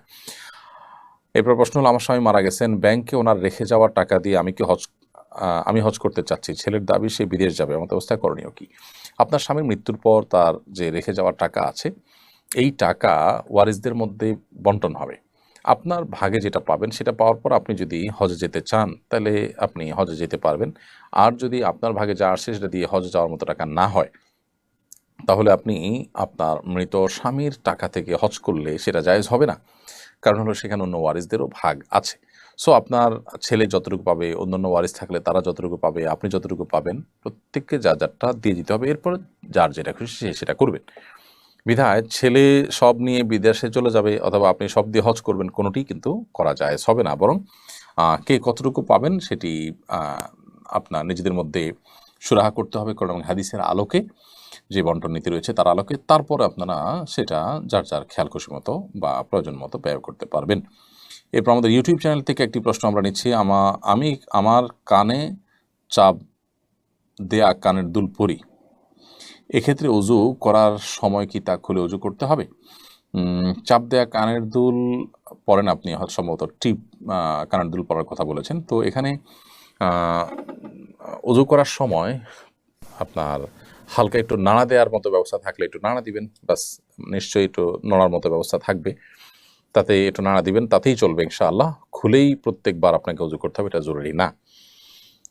আর যদি এত টাইট থাকে যে আসলে সেটা কোনোভাবে মুভ হয় না, ফিক্স হয়ে থাকে, তাহলে সেক্ষেত্রে আপনার এ ধরনের গহনা খুলে তারপরে অজু করতে হবে। বিশেষ করে আপনার কানের ছিদ্র বা গহনার নিচের অংশে পানি পড়ছে না, এরকম যদি হয় তাহলে সেক্ষেত্রে আপনি খুলে নেবেন। সচরাচর এরকম হয় না, বিধায় একটু নাড়া দিলেই চলবে। এরপর প্রশ্ন হলো, কৃত্রিম বুদ্ধিমত্তা আমাদের প্রাত্যহিক জীবনের অংশে পরিণত হয়েছে, মানুষ হিসাব কিতাব, কোডিং পদ্ধতি রচনার মতো জটিল কাজও কৃত্রিম বুদ্ধিমত্তার সাহায্যে করছে। আমার জিজ্ঞাসা হলো, কৃত্রিম বুদ্ধিমত্তার সাহায্যে কোনো মাসআলা জেনে সে মোতাবেক আমল করা যাবে কিনা? দেখুন, এআই বা আর্টিফিশিয়াল যে ইন্টেলিজেন্ট আছে, এর মাধ্যমে যদি আপনি কোনো মাসআলা জানতে চান এবং উত্তর দেওয়া হয় সেটা আপনি ভেরিফাই করবেন, তারপরে আমল করবেন। বিশেষ করে সেখানে যদি তথ্য উপাত্ত প্রমাণ সূত্র দেওয়া থাকে তাহলে সেটার উপরে আমল করতে পারেন। তা না হলে এই সমস্ত তথ্য উপাত্তের মধ্যে ভুল থাকতে পারে, কারণ তারা তো আপনার এই এআই বা আপনার কৃত্রিম বুদ্ধিমত্তা সেটা তো অনলাইন থেকে কালেকশন করে আপনাকে উত্তর দিবে। সেখানে ভুল কিছু থাকলে ওই ভুলটাই আপনাকে দিবে। ভালো মন্দ সঠিক বেঠিক দুইটাই থাকতে পারে। এজন্য শরীয়তের মতো গুরুত্বপূর্ণ বিষয়, মাসালার মতো গুরুত্বপূর্ণ বিষয় সেখান থেকে নিচ্ছেন, সে যেখান থেকে কালেক্ট করে দিচ্ছে সেটা সঠিক কিনা এটা ভেরিফাই করা দরকার। অথবা সেখানে যে তথ্যপত্র পাচ্ছেন সেটা আপনার যদি থাকে, তথ্যসূত্র সহকারে উল্লেখ থাকে যেটার উপর আস্থা রাখা যায়, তাহলে সেটা আপনি করতে পারেন। যদি মজার ছলে কেউ নিজেকে হিন্দু বলে এরপর আল্লাহর নিকট তওবা করে এবং কান্নাকাটি করে মাপ চায়, তাহলে আল্লাহ মাফ করবেন কিনা? মজার ছলে কেউ নিজেকে হিন্দু বললে সেটা অবশ্যই জঘন্য অপরাধ। নিজেকে মুশরিক এটা দুষ্টুমি করে বলাটাও অপরাধ। তারপরও যদি কেউ এটি করার পর নিজের ভুল বুঝতে পারেন এবং তওবা করে মাপ চান, অবশ্যই আল্লাহ তাআলা ক্ষমা করবেন। আল্লাহ তাআলা ক্ষমাশীল। বিধায় ব্যাপারটি এরকম না যে আল্লাহ তাআলা তাদেরকে ক্ষমা করবেন না। বৈষম্য বিরোধী ছাত্র আন্দোলনের প্রথম শহীদ আবু সাঈদের পরিবার আবু সাঈদের ভাস্কর্য না বানানোর জন্য অনুরোধ করেছেন। এই বিষয়টিকে কিভাবে দেখছেন? দেখুন, বৈষম্য বিরোধী ছাত্র আন্দোলনে যিনি মারা গেছেন আবু সাঈদ, আল্লাহ তাআলা তাকে শাহাদাতের মর্যাদা দান করুন। তার পরিবারের একটা চিঠি আমিও দেখেছি যে তার বাবা সেটি লিখে অনুরোধ করেছেন। অনেকেই তাকে স্মরণীয় করে রাখবার জন্য তার ভাস্কর্য নির্মাণ করতে চেয়েছেন। তার প্রতি ভালোবাসা প্রকাশ করতে গিয়ে তার বাবা বলেছেন সে ব্যক্তিগতভাবে ধার্মিক মানুষ ছিল। আমরা তার ফেসবুক স্ট্যাটাসগুলো দেখেছি যে সে পরিষ্কার একজন ধার্মিক মানুষ ছিলেন এবং বাবা মা ধার্মিক, যার কারণে তারা এটি না করার অনুরোধ করেছেন। এখানে আমাদের জন্য অনেক বড় একটি শিক্ষা রয়েছে। আমি এটাকে খুব পজিটিভ এবং ভালো একটা উদ্যোগ দেখতে পাচ্ছি। মানুষকে স্মরণীয় করে রাখার জন্য আসলে ভাস্কর্যের কোনো প্রয়োজন নেই। মুহাম্মদ সাল্লাল্লাহু আলাইহি ওয়াসাল্লাম পৃথিবীতে সবচেয়ে স্মরণীয় বরণীয়, তার কোনো ভাস্কর্য পৃথিবীতে নেই। ভাস্কর্য থাকলেই মানুষ স্মরণীয় বরণীয় হয় না। অনেক সময় ভাস্কর্য থাকার পর মানুষ অপমানিত হয় এবং অসম্মানিত হয়। বিধায় মানুষকে স্মরণীয় বরণীয় বা সম্মানিত করবার জন্য এটি কোনো বিশুদ্ধ পদ্ধতি নয়। শয়তান মানুষের উপরে নানাভাবে প্রভাব সৃষ্টি করে, মানুষকে ক্ষতি সাধন করে যেসব প্রক্রিয়ার উপরে মাধ্যমে, তার মধ্যে একটা হলো এই প্রাণীর যে অবয়ব বা আকৃতি তৈরি করা হয় সেটার উপরে শয়তান ভর করে।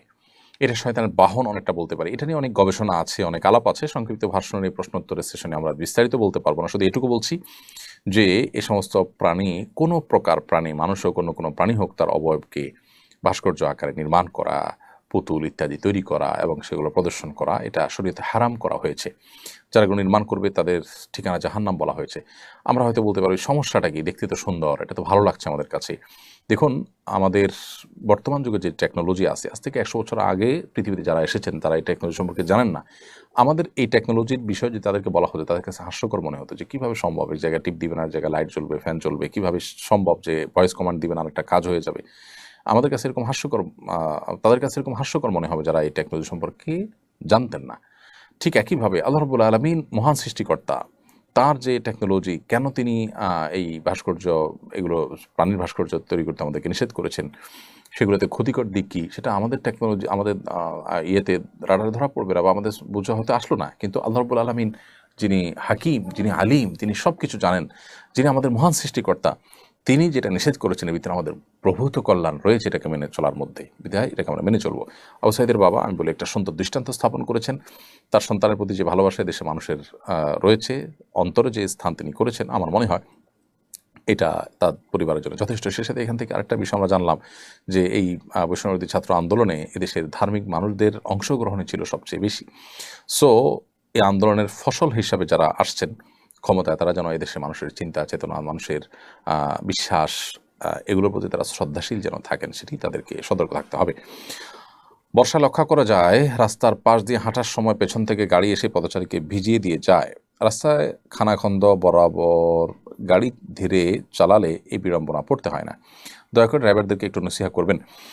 অনেকেরই অনেক আর্গুমেন্ট থাকে, আপনি একটা ভালো আর্গুমেন্টই করেছেন। এটা ঠিক যে আপনার বৃষ্টিতে খানাখন্দ ইত্যাদিতে পানি জমে থাকে, সেখানে জোরে গাড়ি চলার কারণে পথচারীদের গায়ে পানি লেগে যায়। খুবই গর্হিত একটি কাজ যে আমার রাস্তায় এমনভাবে চললাম যেটা অন্যের কষ্টের কারণ হলো। নবী করিম সাল্লাল্লাহু আলাইহি ওয়াসাল্লাম বলেছেন, রাস্তায় যখন কষ্টদায়ক কোনো কিছু কেউ ফেলে রাখে, তুমি সেটাকে সরিয়ে দাও। অর্থাৎ এটাতে যাতে কারোর কষ্ট না হয় সেজন্য তুমি দায়িত্বশীল হও। তো রাস্তায় পানি পড়ে আছে, সেখানে আপনি জোরে গাড়ি চালালেন, তাহলে আরেকজনের কষ্টের কারণ হলো, তাহলে এটা দায়িত্বশীলতার পরিচয় হলো না এবং এটা ঈমানের একটি শাখা বলা হয়েছে, অর্থাৎ কষ্টের যেন কারণ কেউ না হয় সেদিকটা খেয়াল রাখা। অতএব যদি কেউ কষ্ট পায় তাহলে সেটা কুফরির অঙ্গ হবে। সো যারা গাড়ি চালাচ্ছেন তারা দায়িত্বশীলতার পরিচয় দিবেন। আপনি রাস্তা চলে যাচ্ছেন স্বাভাবিকভাবে, কারোর কষ্টের কারণ হলো আপনার আমলনামায় গুনাহ লেখা হয়ে গেল। কত বড় একটা দুর্ভাগ্যজনক বিষয় এটি। বিধায় আমাদেরকে সতর্ক থাকতে হবে। আল্লাহ তাআলা আমাদেরকে তৌফিক দান করুন। হিন্দু নারী দিয়ে বাসার কাজ করানো যাবে কিনা? অন্য ধর্মাবলম্বী হিন্দু বা খ্রিস্টান এরকম কাউকে দিয়ে বাসায় আপনি কাজ করাতে পারেন, সমস্যা নেই। অন্য ধর্মাবলম্বীদেরকে দিয়ে যেমন আপনি কাজ করাতে পারেন, আপনি অন্য কোনো ধর্মাবলম্বীদের কাজ করতে পারেন। এ বিষয়ে ইসলাম আমাদেরকে কোনো বিধিনিষেধ আরোপ করেনি। অর্থাৎ অন্য ধর্মাবলম্বীদের সাথে আমাদের স্বাভাবিক জীবন আচার যেটা লেনদেন, কায় কারবার, এগুলো করতে ইসলাম নিষেধ করেনি। তবে হ্যাঁ, আপনি সেখানে কোনো অন্যায় কাজ যেন না করেন বা সে যেন কোনো আপনার এমন কোনো কাজ না করে যেটা আপনার উপরে কোনো হারাম বিষয় বর্তায়, সেটি আপনাকে লক্ষ্য রাখতে হবে। তবে এমনিতে সাধারণ কাজকাম তার মাধ্যমে করেন, সেটি নিষিদ্ধ কোনো বিষয় নয়। বৈষম্য বিরোধী এত বড় আন্দোলন হয়ে গেল, অথচ এদেশে দাড়ি টুপি ও হিজাবের কারণে বৈষম্য এখনও আছে, এটা নিয়ে একটু কথা বলুন প্লিজ। খুবই গুরুত্বপূর্ণ একটি বিষয় বলেছেন। এদেশে বহু বৈষম্য আছে, এর মধ্যে থেকে একটা বড় বৈষম্য হলো ধার্মিকদের প্রতি, ধর্মের প্রতি বৈষম্য, সংখ্যাগরিষ্ঠ মানুষের প্রতি বৈষম্য। আমরা জানি দাড়ি টুপি এবং হিজাবের কারণে বহু শিক্ষা প্রতিষ্ঠানে বহু মানুষ নিগ্রহের শিকার হয়, এটা স্পষ্টত বৈষম্য। নিশ্চয়ই দাড়ি নিয়ে টুপি নিয়ে কিছু মানুষ সংবাদ পাঠ করতে চায়, কোনো মিডিয়াকে তাকে সেটা করতে দিবে? যদি না দিয়ে দেয় তাহলে এটা তার প্রতি বৈষম্য হলো। তার চয়েসকে আমরা বলি যে যার যার চয়েসে সে চলবে, তাহলে এখানে কি চয়েস অনুযায়ী চলতে পারলো? তো এ ধরনের বৈষম্য অনেক আছে। ওলামা একরাম এদেশের বেশিরভাগ মানুষের প্রতিনিধিত্ব করে বা বেশিরভাগ মানুষের সাথে তাদের জনসংযোগ রয়েছে, জনসম্পৃক্ততা রয়েছে। আমরা দেখি বিভিন্ন সময় যখন দেশের ক্রান্তিকাল হয়, তখন বিভিন্ন মানুষের অপিনিয়ন নেওয়া হয়, টেলিভিশনগুলো বিভিন্ন টক শো করে, সেখানে অনেক মানুষকে ডাকা হয়, কিন্তু ওলামা একরামকে সাধারণত ডাকা হয় না। ডাকলেও আলেমদেরকে কোণঠাসা করবার জন্য, দুই তিনজন তাদের বিরুদ্ধে লেগে তাদেরকে নাজেহাল করবার জন্য কখনো কখনো ডাকতে দেখা যায়। সচরাচর ওলামা একরামের প্রতি ইতিবাচকভাবে পজিটিভ দৃষ্টিভঙ্গিতে তাদেরকে ডাকা হয় না, এটা একটা বৈষম্য। আপনি দেখবেন যে ওলামা একরাম বাজেটের সময় সাধারণ মানুষের মন্তব্য নেওয়া হয়। অনেক সময় অনেক টেলিভিশন চ্যানেল দেখা যায় যে রিকশাওয়ালাদের, খেটে খাওয়া মানুষদেরও ভাবনা নেওয়া হয় যে সাধারণ মানুষের বাজেট ভাবনা কী, কিন্তু আলেমদের বাজেট ভাবনা কী, এটা কি কখন নিতে আপনি দেখেছেন? নিশ্চয়ই দেখেননি। আমাদের দেশে যখনই অন্তর্বর্তীকালীন সরকার গঠন হয়, এবার ব্যতিক্রম একজন আলেমকে নেওয়া হয়েছে, তাও একজন নেওয়া হলো, তাও শুধুমাত্র ধর্মের জন্য দায়িত্ব দেওয়া হয়েছে। কারণ আলেমদের মধ্যে বহু দায়িত্বশীল, বহু যোগ্য মানুষ আছেন, কিন্তু আলেমদেরকে কখনো দেশের এ জাতীয় বিষয়ে স্মরণ করা হয় না। এটা স্পষ্টত অবিচার এবং বৈষম্য। বৈষম্যগুলো মানুষকে দিন দিন দিন দিন শক্ট করে এবং বিক্ষুব্ধ করে, একটা পর্যায়ে সেটা ব্রাস্ট হয়ে যায়। যেমন আমরা দেখলাম যে নানা বৈষম্য, কোটা বৈষম্য ইত্যাদির কারণে একটা পর্যায়ে কিন্তু ব্রাস্ট হয়েছে। সো এরকম পরিস্থিতি যেন আর না হয়, সেজন্য ধর্মীয় কর্মকাণ্ডের ব্যাপারে যে বৈষম্য বা ধর্মীয় যে সিম্বলগুলো আছে সেগুলোর প্রতি যে বৈষম্য, ধার্মিকদের প্রতি যে বৈষম্য, সেটি কাটাতে হবে। অনেক অফিস আদালতে ও দায়ী টুপির প্রতি এখনও আপনার বৈষম্য দৃষ্টিতে তাকানো হয়, ধার্মিকদের প্রতি বিমাতাসুলভ আচরণ করা হয়। তারা তো এদেশে উড়ে আসে নেই, বরং আলেমদের কথা আমি বলতে চাই যে আলেমরা এদেশে 3.25 লক্ষ মসজিদের 3.25 লক্ষ ইমাম খতিব, তারা এদেশে কয়েক কোটি মানুষকে তারা কিন্তু রিপ্রেজেন্ট করে এবং তাদের সাথে জনসম্পৃক্ততা আছে। আপনি দেখবেন দেশের ক্রান্তিকালে এমন অনেক মানুষ এসে মতামত দিতে থাকেন এবং তাদের চিন্তাধারাগুলো পুশ করেন, যাদের সাথে কোনো জনসম্পৃক্ততা নেই। কোন অধিকারে তারা এটা করেন আমার বুঝে আসে না। সো ধার্মিকদের প্রতি, ধর্মের প্রতি, ধর্মীয় সিম্বলের প্রতি, সংখ্যাগরিষ্ঠ মানুষের চিন্তাধারার প্রতি যে তাদের প্রতি যে বৈষম্য আমাদের সমাজে বিরাজমান আছে, চলমান বৈষম্য বিরোধী যে আন্দোলন চলছে, এখনও চলমান আছে বলতে পারি, সেই আন্দোলনে যেন এই বৈষম্যটিও দূরের ব্যাপারে আমরা সবাই সজাগ থাকি। কারণ অন্যান্য বৈষম্যের কথা মানুষ বললেও এই বৈষম্যের কথা সাধারণত কেউ বলে না। এহরাম অবস্থায় গোসল করার সময় লুঙ্গি পরা যাবে কিনা? গোসল করার সময় তো লুঙ্গি পরা যাবে, সমস্যা নেই। এরপরে আপনি যখন এহরামের কাপড় পরে ফেলবেন, তারপরে উমরা সম্পন্ন, হজ সম্পন্ন করার আগ পর্যন্ত আর আপনি সেলাই করা লুঙ্গি পরবেন না। সেকেন্ড হ্যান্ড মোটরসাইকেলের মিটার কম দেখিয়ে বেশি দিন চলা বাইক কম চলেছে দেখিয়ে বিক্রি করা যাবে কিনা? না, অবশ্যই এটা প্রতারণা, এটা গুনাহের কাজ। আপনি এরকম যদি করে থাকেন তাহলে এটা কবিরা গুনাহ করেছেন। ক্রয় বিক্রয় হয়ে যাবে, কিন্তু আপনি কবিরা গুনাহ করার কারণে মানুষের হক নষ্ট করেছেন, ভয়ঙ্কর একটি অপরাধ হয়েছে, কবিরা গুনাহ হয়েছে। বিধায় আল্লাহ সুবহানাহু ওয়া তাআলার কাছে এর জন্য তওবা করতে হবে। গোসলের সময় বা শৌচ কর্মের সময় দিগম্বর হলে এহরাম ভেঙে যাবে কিনা বা ভেঙে গেলে করণীয় কি? না, গোসলের সময় বা শৌচ কর্মের সময় এহরামরত ব্যক্তি যদি দিগম্বর হন তাহলে তার এহরাম ভেঙে যাবে না। তবে যতটুকু প্রয়োজন ততটুকু শুধু দিগম্বর হবেন, প্রয়োজনের চাইতে বেশি হবেন না, সেটা আদব এবং শিষ্টাচারের মধ্যে পড়ে। একজন মানুষ সবার কাছে ভালো থাকলে সে নাকি মুনাফিক হয়, এ বিষয়ে নাকি একটি হাদিস আছে, দয়া করে জানাবেন। এটিকে একেবারে সর্বাংশে বা সব ক্ষেত্রে ফিট করা সঠিক নয়, তবে এটা অনেকাংশেই সঠিক এবং অনেক ক্ষেত্রে সঠিক। যেমন একজন মানুষ যদি চগলখড়ি করেন, একজনের কাছে গিয়ে তার প্রশংসা করেন, তার পেছনে আরেকজনের কাছে গিয়ে ওই লোকের বদনামি করে, আবার যার কাছে গেছেন তার প্রশংসা করেন, এই যে সবার কাছে ভালো থাকার প্রচেষ্টা, এটাকে চগলখড়ি বলা হয়। এই চগলখড়ি করার তো মুনাফিকি চরিত্র সন্দেহাতীতভাবে, কিন্তু সবার কাছে সে প্রিয়, সবাই তাকে ভালোবাসে, এর মানে সে মুনাফিক। ব্যাপারটাকে এত সহজীকরণ করার সুযোগ নেই। কারণ নবী করিম সাল্লাল্লাহু আলাইহি ওয়াসাল্লাম একটা হাদিস রয়েছে যে তুমি কি চাও যে মানুষরা তোমাকে ভালোবাসবে, জনপ্রিয় হবে সবার কাছে? তো এর জন্য কি করতে হবে? নবী সাল্লাল্লাহু আলাইহি ওয়াসাল্লাম পরামর্শ দিয়েছেন, তাহলে তুমি মানুষ যেটার জন্য লালায়িত থাকে তুমি সেটার জন্য লালায়িত হইও না, তাহলে দেখবা তুমি সবার কাছে প্রিয় থাকবে। তাহলে এখানে বোঝা গেল যে সবার প্রতি প্রিয় হওয়াটা দোষে নয়, নিয় নয়। অনেক মানুষ আছেন যিনি সবার কাছে প্রিয়। নবী করিম সাল্লাল্লাহু আলাইহি ওয়াসাল্লাম খোদ তিনি সবার কাছে প্রিয় ছিলেন, বিধায় সবার কাছে প্রিয় থাকলেই মুনাফিক হয়ে যাবে, বাট এরকম না। তবে সবার কাছে প্রিয় থাকার জন্য যদি কপট কোনো আচরণ করা হয়, তাহলে সে অবশ্যই মুনাফিকের মধ্যে পড়বে। অমুসলিমদের অধিকার সম্পর্কে ইসলাম কি বলে? অমুসলিমদের অধিকার বিষয়ে আমরা একেবারে লাইভের শুরুতে প্রশ্ন উত্তরে বলেছি যে অন্য ধর্মাবলম্বীদের জান, মাল, জীবন এবং তাদের সম্পদ, সম্ভ্রম এগুলো সংরক্ষণ করতে হবে মুসলমানদের। বিশেষ করে মুসলমানদের সাথে অন্য ধর্মাবলম্বীদের যখন সহাবস্থান থাকে, তারা যখন একই দেশের নাগরিক হন, তখন বা অন্য দেশ থেকে এসেছেন, তারা ভিসা নিয়ে এসেছেন এই দেশে, তখন তাদের জান, মাল নিরাপত্তা দেওয়া মুসলমানদের কর্তব্যের মধ্যে পড়ে। কোনো মুসলমান সেখানে কোনো প্রকার ক্ষয়ক্ষতি করা তার জন্য পরিষ্কারভাবে হারাম। কোনো এই জাতীয় মুসলমানকে যদি কেউ হত্যা করেন, যিনি মুসলমান, অন্য ধর্মাবলম্বী মানুষকে যদি হত্যা করেন, তাহলে সেক্ষেত্রে ওই ব্যক্তি জান্নাতের ঘ্রাণও পাবে না বলে হাদিস রয়েছে। বিধায় এই সমস্ত ক্ষেত্রে একজন মুসলিম সর্বোচ্চ তার অধিকার ব্যাপারে সতর্ক থাকবেন। আল্লাহ তাআলা বলেছেন, লা ইয়ানহাকুমুল্লাহু আনিল্লাযীনা লাম ইউকাতিলুকুম ফিদ-দীন ওয়া লাম ইখরিজুকুম মিন দিয়ারিকুম আন তাবাররুহুম ওয়া তুকসিতু ইলাইহিম ইন্নাল্লাহা ইউহিব্বুল মুকসিতিন। যে সমস্ত অন্য ধর্মাবলম্বীরা তোমাদের প্রতি কোনো অবিচার করে নাই, জুলুম করে নাই, তোমাদেরকে তোমাদের ঘরবাড়ি থেকে বের করে দেয় নাই, তাদের প্রতি তোমরা সদাচরণ করতে আল্লাহ কিন্তু বাধা দেন না, বরং আল্লাহ নিষ্ঠ আচরণকারীকে ভালোবাসেন। এখান থেকে বোঝা গেল যে তাদের প্রতি আমাদের কেমন আচরণ করতে হবে। তওয়াফ ও সাই করার সময় ওযু ভেঙে গেল, করণীয় কি? তওয়াফে যদি ওযু ভেঙে যায়, তাহলে দ্রুত ওযু করে এসে আপনি তওয়াফ কন্টিনিউ করবেন। আর সাইতে যদি ওযু ভেঙে যায়, তাহলে সাই ওই অবস্থা করলেও আপনার উমরা হয়ে যাবে, কিন্তু সাইতে অনেক আলেমদের মতে ওযু করে করা উত্তম। আমাদের ইউটিউব চ্যানেলে একজন প্রশ্ন করেছেন, এক ছেলে সন্তান সহ আমার দ্বিতীয় বিয়ে হয়েছে। আমাদের দাম্পত্য জীবন ভালোই চলছে আলহামদুলিল্লাহ। আমার প্রশ্ন হলো, আমার ছেলে যখন বড় হবে এবং বিয়ে করবে, তখন আমার স্বামী কি এই ছেলের বউকে দেখতে পারবে? খুব সুন্দর প্রশ্ন। আপনার প্রশ্ন উত্তর হলো যে আপনি একজন নারী, আপনার দ্বিতীয় বিয়ে হয়েছে, প্রথম করে আপনার ছেলে ছিল,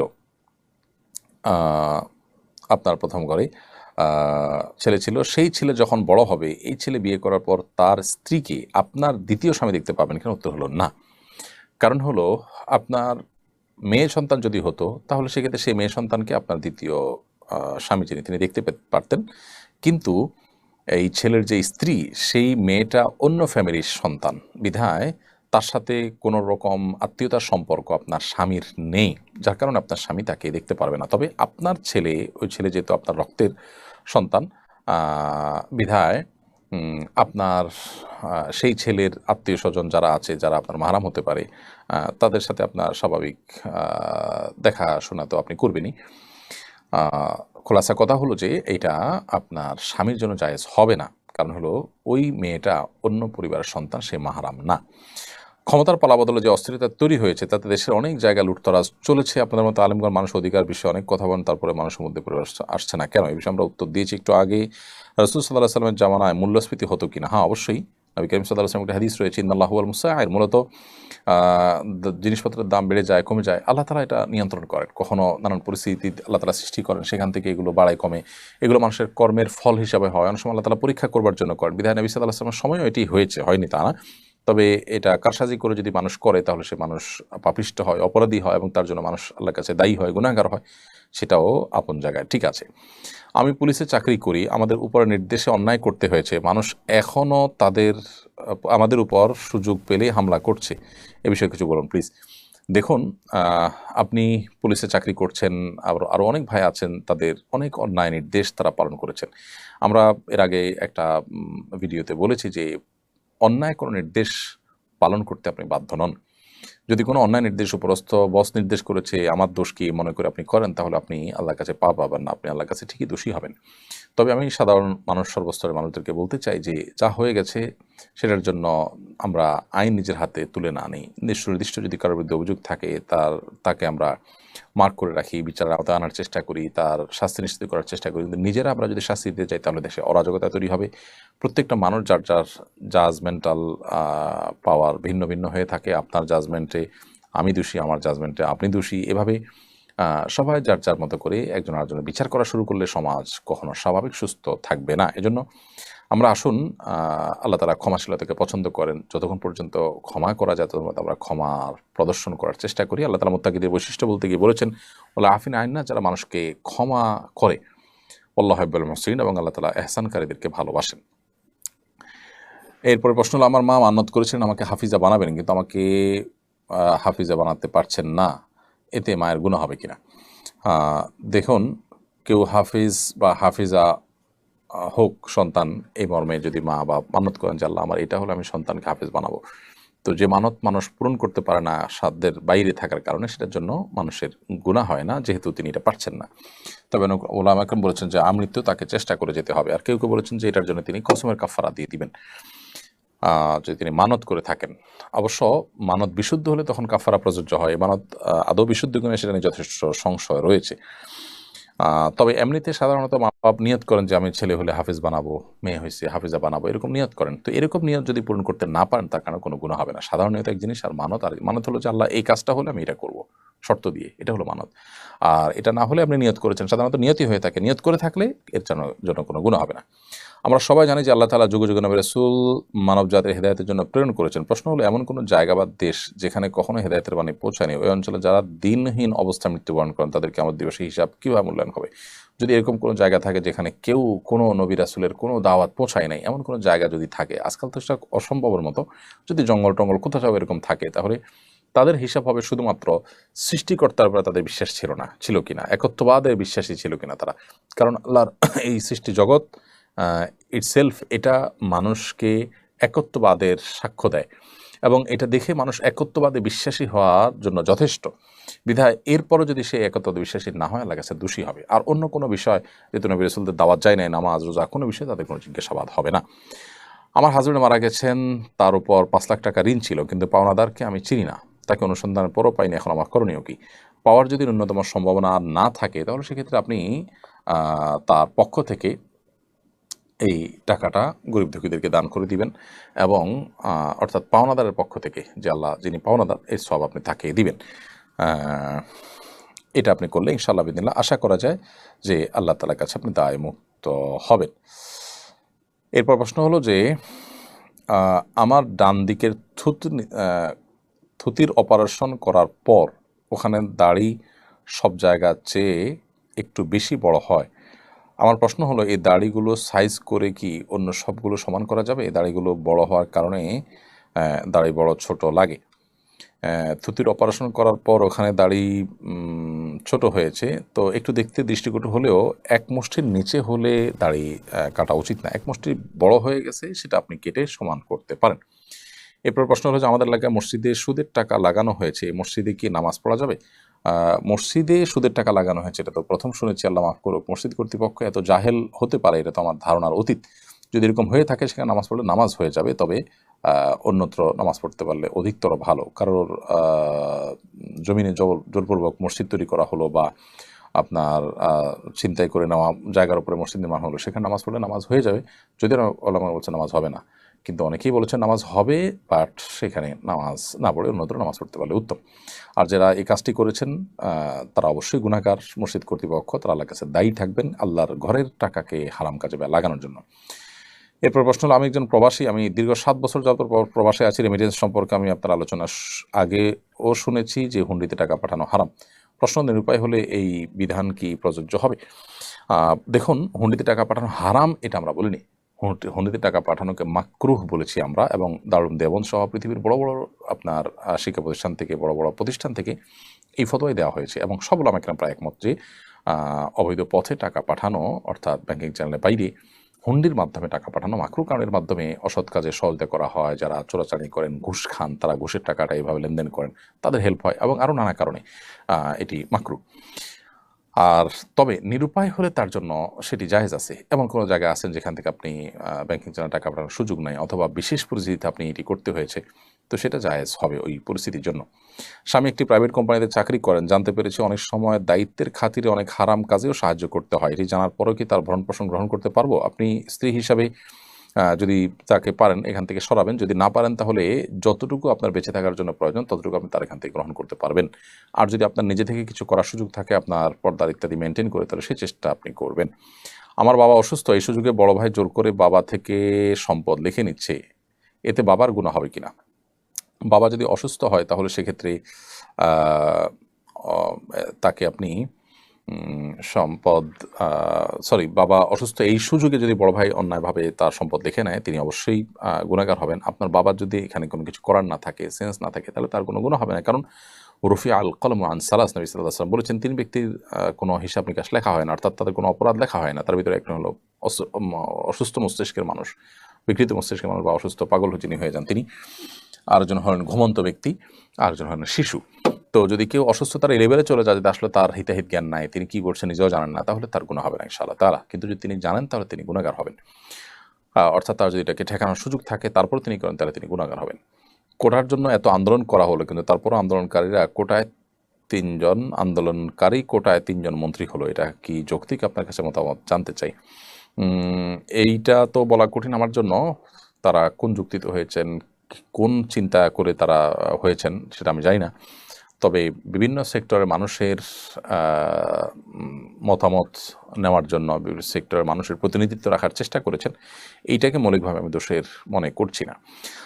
এরপর প্রশ্ন, রাস্তার পাশে দেয়ালে ইসলামিক ক্যালিগ্রাফি করা হয়েছে, কিন্তু কিছু বুদ্ধিজীবী তা মুছে দিয়েছে, এটা কি করা উচিত? ক্যালিগ্রাফি এটা তো আর্ট। আমাদের সমাজে যদি ভালো কোনো আর্ট ক্যালিগ্রাফি যদি করা হয় রাস্তার পাশে, তো সেটা মুছে দেওয়া তো আমি মনে করি সংকীর্ণ মনা ছাড়া আর কিছুই নয়, সংকীর্ণ চিন্তা ছাড়া আর কিছুই নয়। অতএব ক্যালিগ্রাফি যেটা যে ভাষারই হোক, বিশেষ করে আমাদের দেশে প্রাসঙ্গিক যে ভাষাগুলো সেগুলোর ক্যালিগ্রাফি তো থাকতেই পারে। বিশেষ করে বিশ্ববিদ্যালয়ে আপনার অ্যারাবিক সাবজেক্ট আছে, অতএব আরবি ক্যালিগ্রাফি থাকাটা বরং একেবারে প্রাসঙ্গিক এবং যৌক্তিক। এর যদি কেউ মুছে দিয়ে থাকে সে অন্যায় করেছে, এবং আমি মনে করি যে তারা সংকীর্ণ মনা পরিচয় দিচ্ছে। এরাই এদেশে আমাদের যে সম্প্রীতি শান্তি এটা নষ্ট করার পেছনে কাজ করছে। এই মানুষগুলোকে চিহ্নিত করা দরকার এবং এদের এই অপকর্মগুলোকে তুলে আনা দরকার। আজকে যে আন্দোলন হলো, মানুষ যে অতিষ্ঠ হয়ে মানুষের মধ্যে যে বিপ্লব তৈরি হলো, সেটার মতো পরিস্থিতি যেন আর না হয়, সেজন্যই এগুলোকে শক্ত হাতে আমাদের দমন করা দরকার এবং এ সমস্ত অনাচার বন্ধ করা দরকার। আপনি একটা বিশেষ ভাষা প্রতি বৈষম্য থাকবে, আপনার হিংসা থাকবে, এই বৈষম্য দূরের জন্যই তো এত কিছু।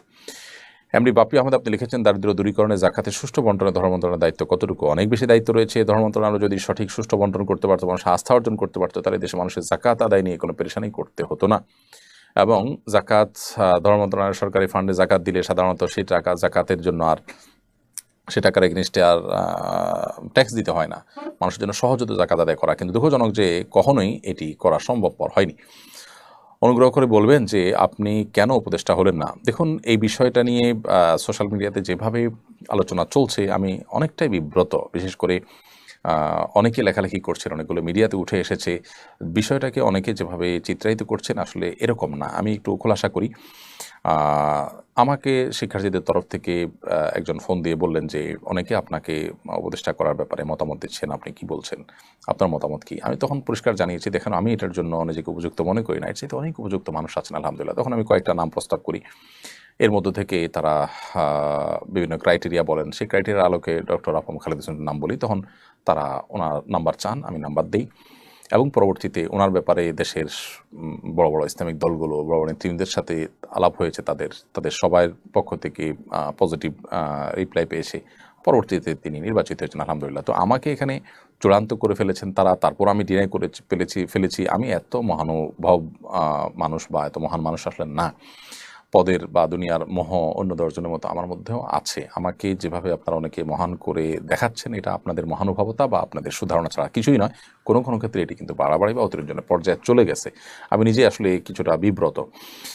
বিষয়টি আসলে জানাজানিই হতো না, কিন্তু আলেমদের একটা ফোরামে এটা নিয়ে পরামর্শ হয়েছে। সেখান থেকে আসলে কেউ কেউ সোশ্যাল মিডিয়াতে লিখেছেন, সেখানে থাকা আলেমদের কেউ কেউ। আবার এটা যখন আমার সাথে ফোন আলাপ হয় তখন সামনে কয়েকজন ভাই ছিলেন, এখান থেকেও জানাজানি হয়েছে। তো বিষয়টা এরকম না যে আমাকে একেবারে পদ দিয়ে দেওয়া হয়েছে, আমি ইচ্ছাকৃত এটাকে ডিনাই করে দিয়েছি চূড়ান্ত হওয়ার পর। ব্যাপারটা এরকম না। আমাকে বলেছে তারা, আমি অপারগতা প্রকাশ করেছি, আরেকজনের কথা বলেছি, এই। তো আমাকে যেরকম বলেছে এরকম আর হয়তো অনেক আলেমকে তারা বলেছেন, তারাও হয়তো একই কথা বলেছেন। বিধায় এখানে আমাকে আসলে মহান বানানোটা একটু বেশি হয়ে যাচ্ছে। আল্লাহ তাআলা আমাদেরকে হেফাজত করুন। এরপর প্রশ্ন হলো, আপনি ডক্টর আফম খালিদ হোসেন সাহেবকে কেন সরকারে দিলেন? আপনার মতে উনি কেমন তার সম্পর্কে আমাদের কিছু বলুন, যাতে তার বিষয়ে কিছু জানতে পারি। আর ডক্টর আফম খালিদ হোসেন সাহেব সম্পর্কে অনেকে জানেন না হয়তো। তিনি অত্যন্ত প্রথিতযশা একজন আলেমে দ্বীন, এবং ডক্টর আফম খালিদ হোসেন সাহেবকে আল্লাহ রাব্বুল আলামিন বহুমুখী প্রতিভা দিয়েছেন। ইংরেজি, আরবি, বাংলা ৩ ভাষায় তিনি পারদর্শী। আবার তিনি একজন বুদ্ধিজীবী মানুষ। জাতীয় দৈনিকে দীর্ঘদিন পর্যন্ত তিনি আর্টিকেল লেখেন, প্রবন্ধ লেখেন, সম্পাদকীয়, উপসম্পাদকীয় লেখেন, এবং আল্লাহ তাআলা তাকে এই যোগ্যতা দিয়েছেন যে তিনি সব ধরনের মানুষের সাথে চলতে পারেন। তো এই জন্য আমার কাছে তাকে যথেষ্ট উপযুক্ত মনে হয়েছে। শুধু আমি কেন, এদেশের সংখ্যাগরিষ্ঠ মানুষদের বা বিভিন্ন সেক্টরের মানুষদের নেতৃত্ব দেয় এই যেরকম ইসলামী ঘরানার নেতৃবৃন্দ, তারাও সবাই তাকে সাপোর্ট করেছেন। সো তিনি উপযুক্ত মানুষ, এবং আল্লাহ তাআলা তার প্রতি রহম করুন, আমরা সে দোয়া করি, এবং তার কাজটাকে আল্লাহ তাআলা সহজ করে দিন, আমরা সে দোয়া করি। আমরা সবাই ইনশাআল্লাহ সর্বাত্মকভাবে তাকে সাহায্য করব ইনশাআল্লাহ। প্রিয় দর্শক, দেখতে দেখতে আমরা অনেক দূর চলে গেছি, এবং সময় হয়েছে আমাদের বিদায় নেওয়ার। আশা করছি যে এই কথাগুলো আমরা বলেছি, আল্লাহ তাআলা আমাদেরকে সেগুলোর আমল করার তৌফিক দান করবেন। আমরা সবাই সেই চেষ্টা করব ইনশাআল্লাহ বিদিল্লাহ। আগামী সপ্তাহে আল্লাহ তাআলা আবার আমাদেরকে এই লাইভ অনুষ্ঠানে একত্র হওয়ার তৌফিক দান করুন, সেই দোয়া আল্লাহর কাছে ব্যক্ত করে আজকের মতো এখানে শেষ করছি। জাযাকুমুল্লাহ খাইর। আসসালামু আলাইকুম ওয়া রাহমাতুল্লাহি ওয়া বারাকাতুহু।